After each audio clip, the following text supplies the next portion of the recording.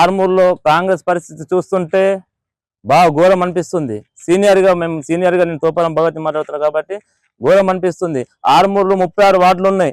అందులో మా ఇన్ఛార్జ్ గారు ఇప్పటికైనా తలదూర్చి మరి వార్డులలో ఏం జరుగుతుంది, ఒక్కొక్క వార్డుకు ముగ్గురు ఇన్ఛార్జీలు, నలుగురు ఇన్ఛార్జీలుగా పనిచేయడం జరుగుతున్నది. రాజకీయంగా నిన్ను తొక్కి పడేస్తా అని దూషించడం ఎంతవరకు సమంజసమని అంటున్నా. ఇప్పటికైనా వారు చేరి ఒక 15-20 రోజులు అవుతుంది. ఇప్పటికైనా ఆ పార్టీ నుంచి ఇమీడియట్ సస్పెండ్ చేయాలని నియోజకవర్గ ఇన్ఛార్జిని కోరుతున్నాము.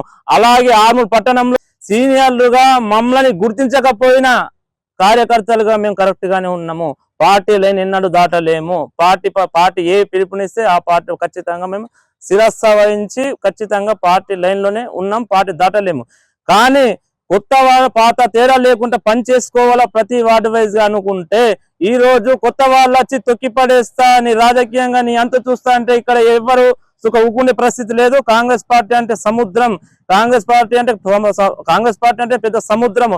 కాంగ్రెస్ పార్టీలో వచ్చిండ్రు వెళ్ళారు, కానీ కార్యకర్తలు అలాగే ఉంటున్నారు. కాబట్టి నియోజకవర్గ ఇన్ఛార్జ్ గారిని దీన్ని పట్టించుకొని మీ దృష్టిలో ఉంచుకొని ప్రతి వార్డులో ఏం జరుగుతుంది, ఏమైతుంది అనేది వీళ్ళ ఒక ఉదాహరణగా పట్టణ అధ్యక్షుడికి కాంప్లైంట్ జరిగింది. 30 మందిగా పట్టణ అధ్యక్షుడికి కాంప్లైంట్ ఇవ్వడం జరిగింది. దీనిపై ఇమీడియట్లీ యాక్షన్ తీసుకోవాలని నియోజకవర్గ ఇన్ఛార్జిని కోరుతున్నాము.